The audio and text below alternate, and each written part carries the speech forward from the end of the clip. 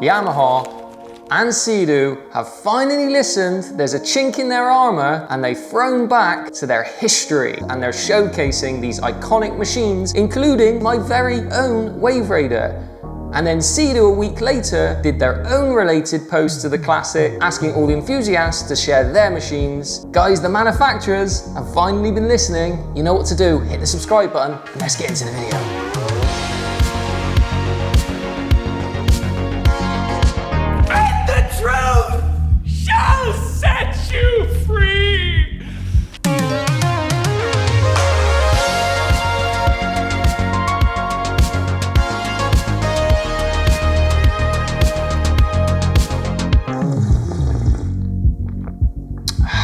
My work here is done.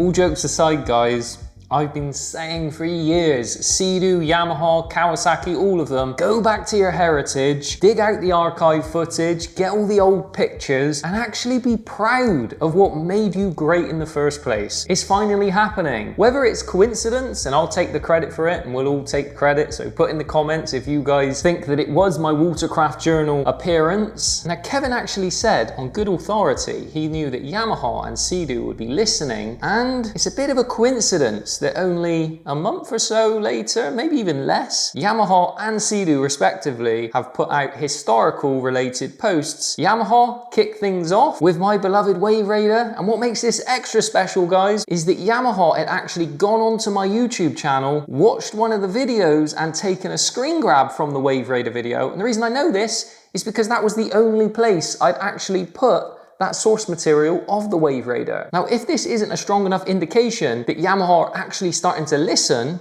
with first the Jet Blaster and the 4 new variations, which are very much symbolic of the old philosophy, to share a post which came directly from a two-stroke related channel, and then to share my handle, that might seem like a small thing in the grand scheme of things, but it's a concession to the fact that we're aware of little Joe in Bristol in the UK, and we're aware of these amazing machines. Naturally, I subsequently commented back and I messaged them directly, and then on the Sea-Doo side, a week or so later, they posted their equivalent. This is like one of those moments when you put something out into the universe, power of visualization, and it comes back to you. I'm a great believer in that. Sea-Doo put out these photos which showcase the history and the wonderful machines that we all love, and they lent into the enthusiasts, asking people to share their beloved photos. Naturally, I dropped about 5 of my classics into the comments, and that got me some super credits for that particular week. I'm not 100% sure what that means, but I guess it means I've engaged a lot with Sea-Doo. Now, for the uninitiated, you may be watching this video thinking, Joe, why is this a big deal? Manufacturers have all of the pull. They choose what machines they put out. Whether we're talking about Sea-Doo or Yamaha, they will ultimately dictate the future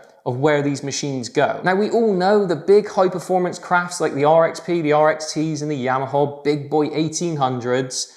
Those are your performance machines. But for so long now, people like myself and all of you fellow enthusiasts have been screaming, faster Spark, faster Jet Blaster. And for me, by them leaning into the history, I think they're teeing themselves up to say, look what we have modern day. I've advocated and said for a long time there's going to be a Spark XP, and they should bring back the Wave Blaster. I think for 2026, 27, Yamaha will be brave and they will go for the Wave Blaster. I've already dropped my concepts here of the B1 and it would fit in there perfectly. And I've already theorized around what the faster XP could be, both if it was to be a standalone platform breaking away from the Spark, or a more performance-orientated Spark. Historically, in the 90s, when you talk to all of the people that were in and around that period, they spoke about how racing and the enthusiasts and the people that were riding these machines dictated where the industry went, and it was led by the innovation needed to be effective machines on the race course. Nowadays, innovation seems to be pushed by mass market, wide appeal, things like Lynx Q, speaker systems, fishing, all of the things that aren't fundamentally what PWCs were once about. My stance, and I firmly believe it, which is what this channel is all about, is we need to hold on to the philosophy of lightweight, playful fun And this is what pushes the ultimate happiness on the water. Falling off, getting back on, getting wet, learning how to ride a machine and mastering it. These are all the things that made jet skiing, PWCing great in the 90s. Now that's not to say the high performance machines with the T3 hulls and the super fast 70-mile-an-hour machines don't have their place, but as I spoke about on the Watercraft Journal, the tiering needs to be adjusted. We need the high performance machines and we need the high performance playful machines. In my humble opinion, machines need to get back to when you had to actually learn your stripes and be able to ride these machines effectively. If you take something like an X4, that requires time on the saddle, learning how to ride it fast. Nowadays, you jump on a Sea-Doo Spark, and within 10 minutes, you've mastered that hull. That is compliance. Now, compliance will always be in these machines, but the fact that we're starting to see Yamaha and Sea-Doo nod towards their history, it might be that they're starting to concede that people are looking to the past for some inspiration for the future. Guys, if you're interested and you want to hear my theories on how these manufacturers could actually bring some of this stuff to fruition, bring some of the 90s ethos forward, watch these videos here where I've made tons of concept videos, logical, practical concept videos. Some people have thrown some shade saying this will never happen. That's just negativity, guys. Anything can happen. And if you're positive and optimistic, the future is bright for PWCs. Yamaha, Sea-Doo, get in touch. Get me out to the launch of when you finally do the official Wave Blaster, not Jet Blaster, and when we finally see that XP, we'll see a full model art. Imagine iconic footage of an XP with a brand new 2025-26 XP. For all the people out there that say it's blasphemy or it's criminal to apply a historical badge, do you want to die on the hill of these great machines from the 90s? I have 9 of them in the garage and I look after them within an inch of their life. I ride them, I enjoy them.